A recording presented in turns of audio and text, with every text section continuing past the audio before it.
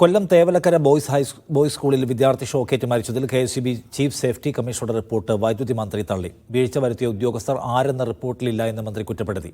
വീണ്ടും അന്വേഷിച്ച് റിപ്പോർട്ട് സമർപ്പിക്കാൻ KSEB ചെയർമാനെ ചുമതലപ്പെടുത്തി.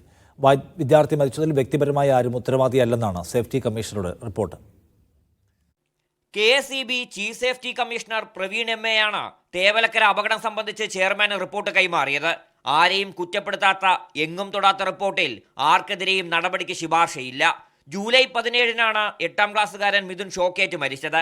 ഇതിന് കാരണമായ വൈദ്യുതി ലൈൻ മാറ്റണമെന്ന് അപകടത്തിന് 2 ദിവസം മുമ്പും KSEB ചർച്ച ചെയ്തിരുന്നതായി റിപ്പോർട്ടിൽ പറയുന്നു. 9 വർഷമായി വൈദ്യുതി ലൈൻ സ്കൂളിലൂടെ പോകുന്നുണ്ട്. അതിനുശേഷമാണ് സൈക്കിൾ ഷെഡ് പണിതത്.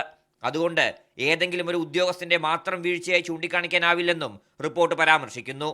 റിപ്പോർട്ട് അപൂർണമാണെന്നും ഏതെല്ലാം ഉദ്യോഗസ്ഥർക്ക് വീഴ്ച സംഭവിച്ചുവെന്ന് റിപ്പോർട്ടിൽ വ്യക്തമായി രേഖപ്പെടുത്തണമെന്നും മന്ത്രി K. കൃഷ്ണൻകുട്ടി പ്രതികരിച്ചു. ആരാണെന്ന് വ്യക്തമാക്കിയിട്ട് നടപടിയെടുക്കാൻ വേണ്ടി ചെയർമാനെ ചുമതലപ്പെട്ടു. എന്താ അങ്ങനെ ഒരു അപൂർണമായി അതിനെ അന്വേഷിക്കാൻ അയാൾ ക്ലിയർ വ്യക്തമായ റിപ്പോർട്ട് ഉണ്ടാക്കാനാണല്ലോ പറഞ്ഞത്. സേഫ്റ്റി കമ്മീഷണറുടെ റിപ്പോർട്ട് മന്ത്രി തള്ളിയതോടെ പുതിയ റിപ്പോർട്ട് വരുമ്പോൾ ഉദ്യോഗസ്ഥർക്കെതിരെ നടപടി ഉണ്ടാവുമെന്ന് ഉറപ്പായി.